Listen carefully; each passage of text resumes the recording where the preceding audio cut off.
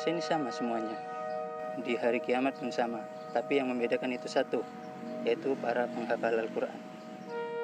Hikmah jangka panjangnya akan memberikan suatu penghargaan besar bagi seorang anak kepada kedua orang tuanya dengan memakaikan mahkota di kepala kedua orang tua. A'udzu billahi minasy syaithanir rajim. Bismillahirrahmanirrahim. Amma yatasaalun 'anin naba'il 'adzim alladzi hum fihi mukhtalifun. Kalla saya'lamun. Tsumma kalla saya'lamun. Alam naj'alil arda mihada wal jibala autada wa khalaqnakum azwaja. Dipaksa sama emas ya, kalau nggak mondok nggak boleh sekolah gitu. Ternyata apa istilahnya itu terjebak di kehidupan penghafal Quran. Awalnya belum ada, akhirnya tapi sama Bu Nyai itu didiemin sampai santri itu benar-benar punya niatan buat menghafal sendiri karena lihat muka kelas yang enak ya ngafal, nggak pakai lihat gitu baca Quran, akhirnya tumbuh sendiri gitu. Ya, alasan saya yang pertama yaitu pengen mensyiarkan Al-Quran, itu yang pertama. Terus yang kedua,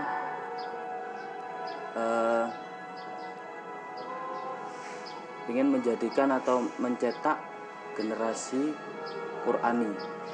Nah, terus alasan yang ketiga, tentunya orang itu ketika memiliki ilmu pengen mengamalkan ilmunya, seperti itu. Saya ingin memberikan kedua orang tua saya mahkota di surga kelak nanti. Dan menghafal Al-Quran itu mendapat keuntungan lebih baik daripada bermain game. Jadi kita kalau misalnya memiliki waktu luang, mending kita menghafalkan Al-Quran daripada bermain game. Soalnya daripada saya liburan tidak jelas kemana-mana, mending menghafalkan Al-Quran untuk bisa memberikan manfaat kepada masyarakat di lingkungan sekitar.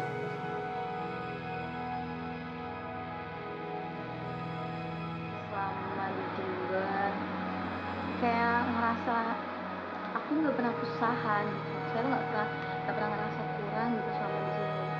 Yang nggak tahu sih datang dari mana, ya berkah aja sih, berkah banget di penghafal itu. Ini masalah Quran akhirnya sebagai perantara untuk masalah kehidupan saya. Jadi saya ikhlas semuanya, saya anggap wasilah. Mungkin dengan mengamalkan ini, saya tidak harus berharap dengan rezeki ini. Insya Allah pasti ada jalan. Saya kembalikan semua dengan Al-Quran. Masa saya menyebarkan Al-Quran ini, Allah akan menyanyiakan saya gitu. Jadi saya harus yakin sudah dengan itu. Saya yakin penghafal tidak akan miskin.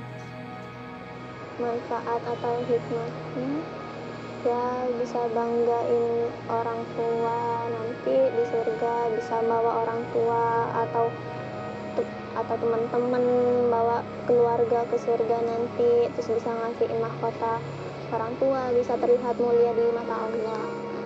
Saya bisa memberikan kedua orang tua saya mahkota dan membanggakan kedua orang tua saya.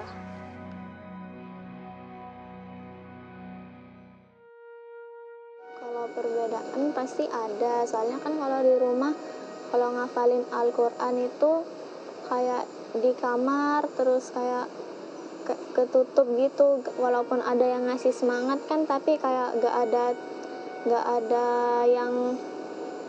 ada yang bisa diajak maksudnya kayak ada yang bareng-bareng buat ngafalin gitu kan jarang. Jadi kalau di sini kan enak bisa ngafalinnya bareng sama temen, saling nyemangatin satu sama lain, terus jadinya waktu ngafalin itu kayak lebih mulia gitu.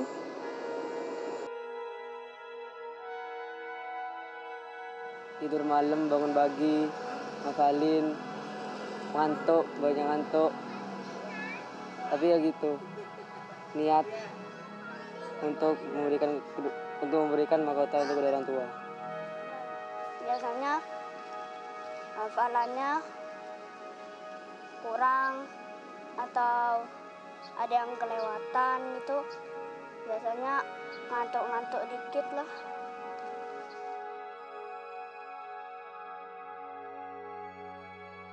Saya ingin mengajarkan kepada seluruh umat manusia untuk menanamkan sikap-sikap yang ada di Al-Quran. Saya ingin jadi dosen, tapi karena hafalan saya ingin jadi dosen pertanian yang hafal Al-Quran.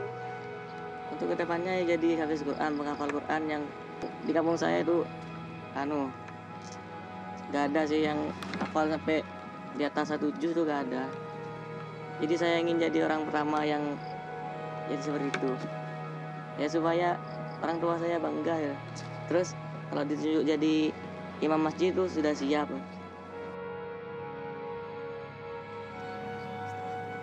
Yang paling tidak kedepannya terus bertambah generasi para penghafal Quran.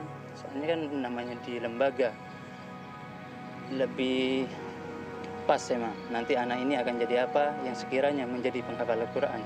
Contohnya dari anak TNI, semoga jadi TNI yang penghafal Quran. Dari ada yang kedokteran, semoga kedepannya menjadi dokter yang hafal Al-Quran, dan seterusnya. Mulai dari RT dan kalau bisa jadi di tingkat presiden.